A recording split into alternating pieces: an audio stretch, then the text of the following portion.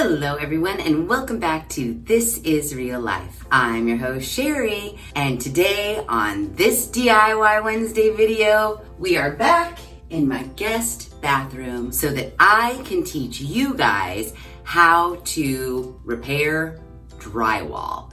I know! So nail holes, screw holes, molly bolt holes, those we can all repair with some spackle. Easy peasy. But what happens if you have a ginormous hole in your drywall? I don't know how that hole got there. Maybe you got pissed off and you kicked a hole in your wall. Maybe your kid slammed his door because he was so mad at you and the knob of the door punched a hole in the wall behind the door. Or maybe, like me, you want to remove a medicine cabinet that is inset into the wall to hang a normal mirror that you hang on the wall. But you can't do that when you take out a medicine cabinet because there's a ginormous rectangle cutout shape in your wall. Not only are we gonna learn how to fix huge drywall issues, we're also going to take out a medicine cabinet, get that wall nice and flat so that we can hang something gorgeous over top. So you might remember from my How to Become a Master Electrician video, I mentioned that I have this teeny tiny medicine cabinet here in this guest bathroom that I want to take out because I bought a larger mirror to put in its place. First order of business, we have to remove this medicine cabinet. So you can see here, once I open the door, we look inside the medicine cabinet. There's one screw here, one screw there, and two screws on this side here and here. Basically, when we pop those out, this whole framey piece will come right out of the wall. So to make it easier for me and just so it's not so heavy, I'm gonna remove the door just by unscrewing these two screws here and here, put that aside, and then we'll just remove these four screws here and pull this whole piece out. Easy. So I've taken off the door and all I need to do is remove the four screws that are on the inside of the medicine cabinet. So I'm gonna use my drill with my little Phillips head drill bit. Just take these out.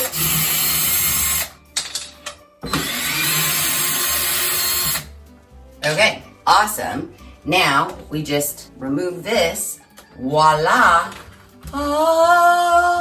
And now we have a gaping hole in our wall that we need to patch.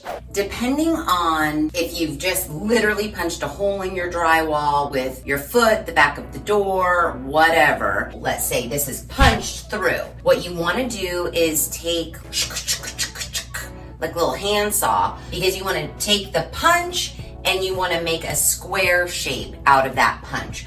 So you're gonna wanna cut away the punch in the drywall so that you have a nice clean square, like this square, for example. When you cut away the punch of the drywall, you, fingers crossed, have some 2x4 behind that punch that you can screw the patch that you're gonna create into. This gaping hole does not have anything for me to screw. Would I love to just be able to cut a piece of drywall that was this exact shape, put some drywall tape and some putty and call it a day?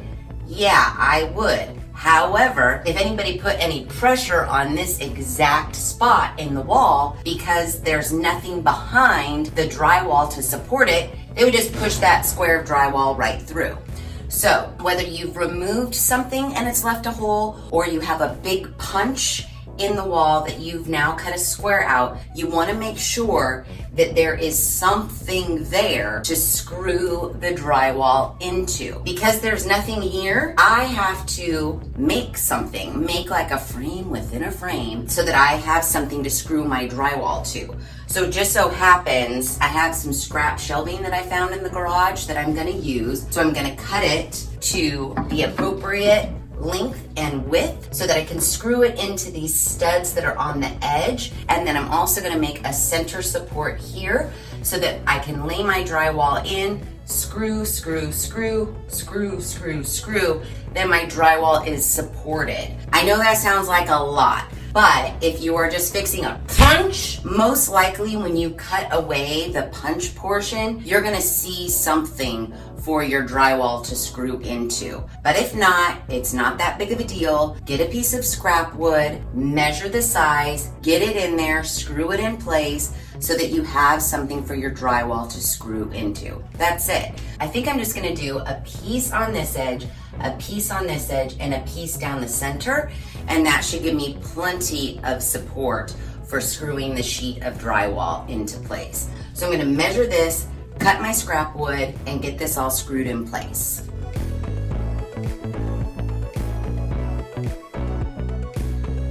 Oh, Lord love a duck. It is hot as balls in my garage, and I was only out there for a little minute, and I am sweating like crazy. But I do have my scrap wood pieces cut. I even cut a little extra piece for the top and for the bottom so that I can screw those in. But before I get these all secure, what you need to remember is you don't want to install them flush with where your drywall currently is, because your new drywall piece is going to be however thick it is.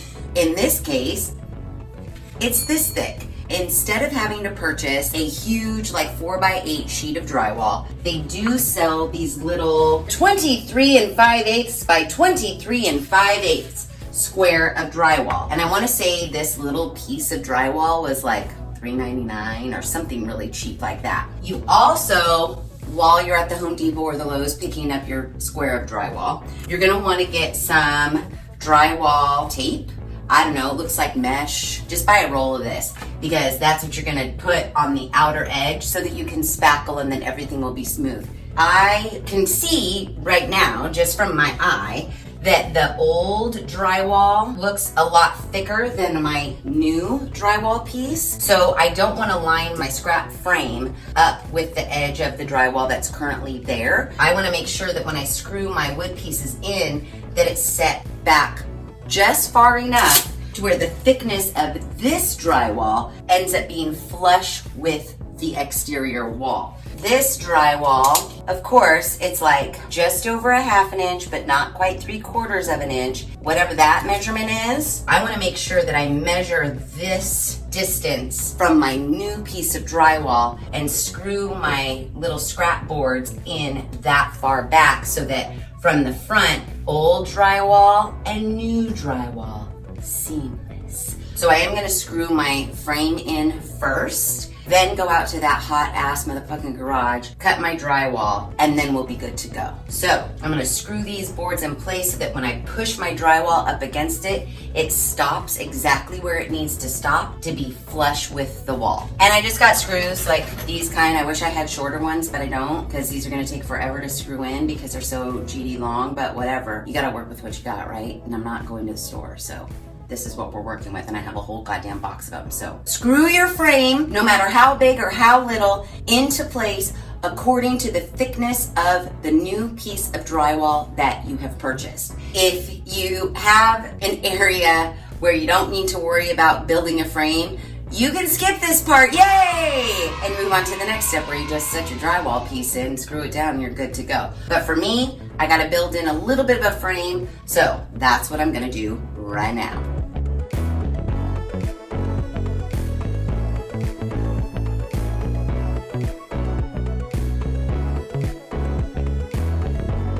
So we're secure, we're even, we're good. We've got our frame, we've got something for our new piece of drywall to screw into so that you can't push it through. And that's all we needed, really. So now what I want to do is measure edge to edge of the patch that I'm filling. So if you've never seen drywall before, there's like whatever drywall is made out of in the middle, sandwiched between two pieces of like a cardstocky type of a paper. So you don't need a saw or anything for this. You'll draw out your shape as per your measurements, take a blade, score through the cardstock paper on both sides, and then it will cleanly snap where you've scored your line. So it's as easy as that. 14¼ by 24. 14¼ by 24. There are probably going to be hairline gaps around the edge, but that's okay. That's where your drywall tape and your spackle come in handy. The good news about the patch is you don't have to be super fucking precise. These boards, those were scraps. I just willy-nilly cut those with my jigsaw, fit them into place, and screwed them in a couple of places. This drywall, I do want it to be kind of exact, but even if my line that I cut is a little bit wavy, that's okay. Patching drywall is kind of forgiving, if you ask me. I've never, patched a hole this big before. And we had a hole in the pole studio that one of the students, kind of went through the wall a little bit. I patched that up just by I figure this is how you do it. I mean, you want to try to get as close as possible. You don't want to have gaps that are this big that you're trying to fill in with spackle. So if you do have gaps, you don't have to worry about it. Your drywall tape and your spackle is going to come in handy. Don't worry. Just get it as close as you possibly can. Get it fitted in there. We're gonna screw it down. Then we just spackle it and we're done. I mean, you do gotta sand it, but you know what I mean. So I moved down to the bathroom floor so that we could cut our piece of drywall. The thing you wanna know is you could be a little bit smaller, but you don't wanna be a little bit too big because then you'll have to come trim down because we want it to fit inside the hole. It's not going to affix to the outside of the hole. So voila. Now I'm gonna hold my straight edge in place and I'm gonna take a very sharp blade and I'm gonna score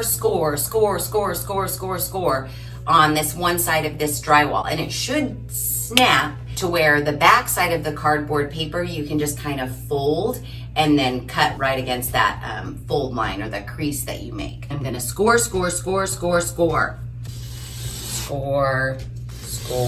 We're just scoring through that paper layer of the drywall. Oops, don't get out of whack. So now I'm gonna flip it and let's see. Voila! Real easy, see? Now that crease that I made on this side, I'm just gonna run my blade right along, trim that. Easy peasy. And this is our piece that we're gonna fit into our hole.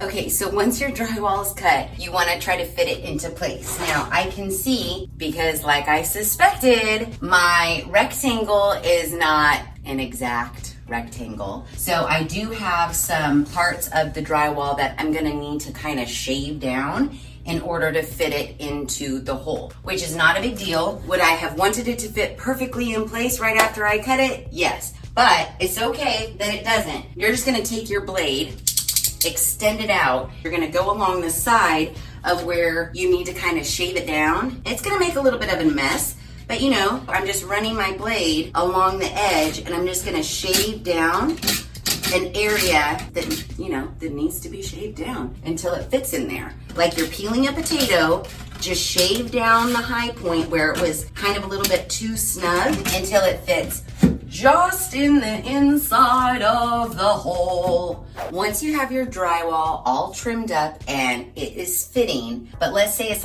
kind of a little stuck out in some areas, you can try to pound it in with your fist, or you don't want to hammer onto the drywall because you don't want to create another divot in the drywall you're trying to repair. So just get a block of wood and hammer it so everything is flush and there's no, step down between wall and your drywall. Nice and flush. You'll be able to tell because you can run your little board right over and there's no step down, no nothing. So just make sure you're flush all the way around and then you can start to screw it into place. Okay, so once you have it kind of dry fit into place, you're gonna take your screws. It doesn't have to be a shit ton. Just screw, depending on the size of your hole, 2, 3, 4 screws on either side, 1 top, bottom, doesn't really matter. Use as many screws as you would like. You just don't have to use that many. let's screw it in. I don't like those long screws, so I'm going through my screw bag. You want screws that are not gonna sit on top of your drywall, but sink into your drywall. You don't want any, humps, if you will, in your drywall. So make sure when you're screwing, your screw sinks into the drywall a bit.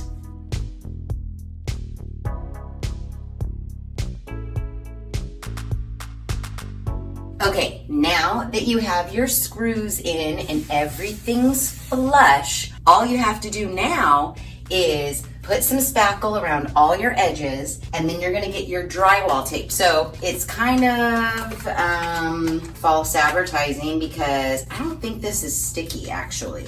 Oh, it is. It is a little bit sticky, but not that much sticky. So your drywall tape is like this mesh, even though there is a little bit of tack to it where you could just like kind of put it up here and then put your spackle over the top. I like to do like a thick-ish layer of spackle around all my joints, then lay my drywall tape and then spackle everything smooth. So Tub O spackle, nothing special about this spackle at all. It's the spackle I've been using to patch up holes and whatnot. Now, you don't want to go super, super, super crazy because you are going to have to sand this. So if you have spackle like going all over the place, that's just more shit you're gonna have to sand. So try to keep it under control. Try to just go into the joint or the joints? No, joints. I don't know, the gap. Try to just keep it in the gap, and then you won't have as much to sand later on. Also too, keep in mind, depending on the actual texture of your wall, drywall's smooth. They do sell like spray texture in a can. Depending on what you're gonna hang over the top, you may not be hanging anything over the top. This may just be painted and done. So you will wanna go and buy spray texture in a can, spray it on, get that texture on this smooth piece of drywall before you begin to paint so that there is a seamless finish from current wall to new drywall piece. So be aware of that. If you have a very smooth textured wall, you don't have to worry about it. But I have a feeling that you probably have a pretty textured wall and that you're gonna need to go get spackle in a can. Just get it on in there, smush it in, and then when you put your drywall tape, you're gonna smooth everything out. But for the most part, look, we just patched up a fucking hole in the wall. Like nothing. So once you've got that good, then take your drywall tape, run it so half is on your drywall and half is on your wall. Press it into place. Cut it when you get to the end. It's lightly pressed in place now, but we're gonna take more spackle in our little spackle smoother and then smooth that all down. Perfectamundo.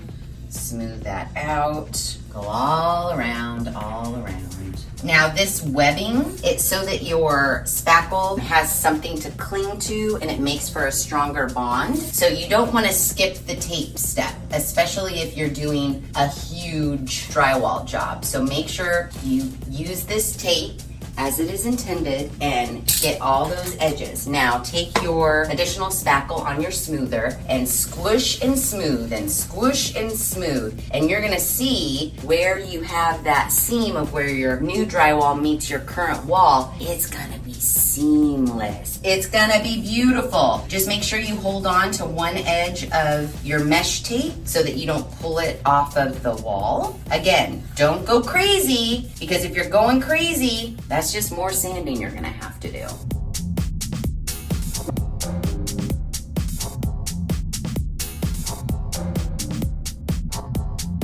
Once you're kind of satisfied with your first run through of your spackle, what I like to do is kind of feather out my outside edges so that the transition from my spackle to my wall is a little smoother. Now you are gonna have to wait for this coat to dry and most likely come back with a second coat, because spackle does tend to shrink up after the second coat of your spackle. It should be ready to go. You're gonna sand it and then you're gonna paint it. So all we need to do now is just wait for this first coat to dry so that we can put on our second coat. And that's it. It's really that easy. Okay, so I'm still kind of waiting for this to dry. Like, I really want to sand it right now, but I did kind of fake my own texture. This wall kind of looks like, you know, your typical light orange peel texture. And I didn't feel like going to the Lowe's and getting a can of spray texture. So when I tell you what I did, you're gonna say, holy shit, Sheri is fucking brilliant. And I would have to agree. What I did was I took a thin coat of spackle and I just kind of layered it over the whole top of my drywall piece that was smooth. And then I got a piece of saran wrap and I just started pressing and peeling away the saran wrap, and it kind of gave me that orange peel type texture. So if you wanna cheat your way to a texture, get some saran wrap, press it on, and peel it away. Now, it's gonna look a little high or a little not awesome, but don't forget, you're gonna sand this down. It'll be smoother, yet there will still be some texture. I think it's pretty fucking amazing, and I just used some spackle and a piece of saran wrap.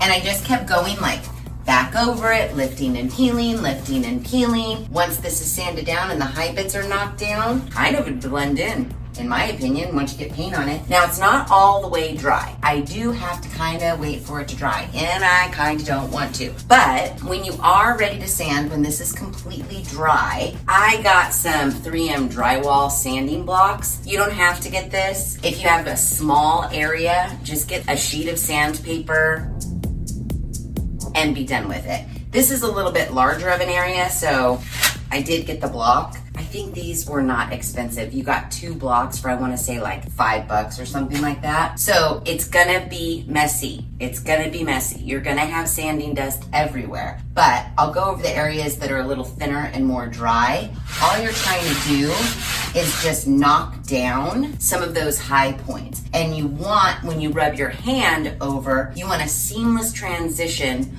from your wall to your patch area. That's really about it. So you're gonna take a little bit of time, sand down your high areas, and then once you have that like you like it, paint it and you're done.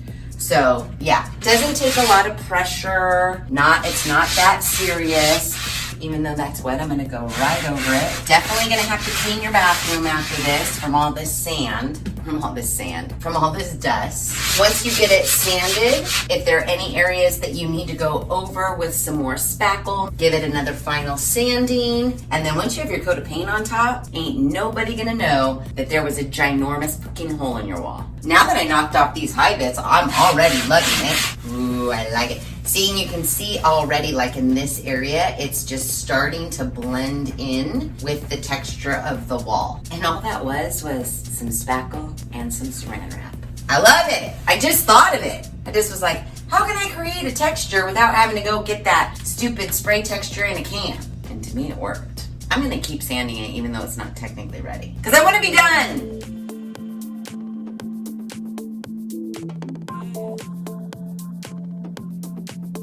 Okay, so once you've sanded it down, go ahead and just get a dry towel. Get all of the excess dust out of all the crevices. Now, I do have a little bit bigger divots than maybe I would like, and I might go back over that with a little bit of spackle. But really, can't nobody tell me that this texture doesn't look like a wall texture. I'm just saying. It's so weird. In this bathroom, like that wall, completely fucking smooth. This wall, a little bit of texture. That wall, totally smooth. The ceiling, texture. In this bathroom in particular, none of the walls are matching shit. That's why I'm just creating a little bit of texture. Going back, I'll put paint on it. Then I'm gonna hang that mirror. And so for the most part of my patch, the only areas I'm gonna be able to see are right down here and maybe a little up in here. I'm not saying don't give a shit about it if you're gonna hang something on it. No, give a little bit of a shit, but just know you don't have to spend that much time trying to make a perfect match between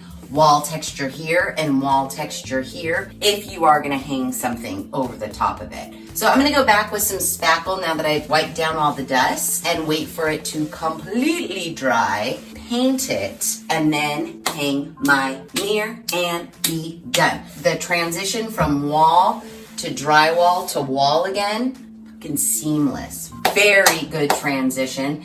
And we know that behind here, look, I can press into this with all my might. It's not gonna cave in because we put our supports behind it. We're screwed in good, everything is secure, and we're good. We are money. I gotta wait for this to dry before I can paint it. But really, as far as patching a hole, you're done.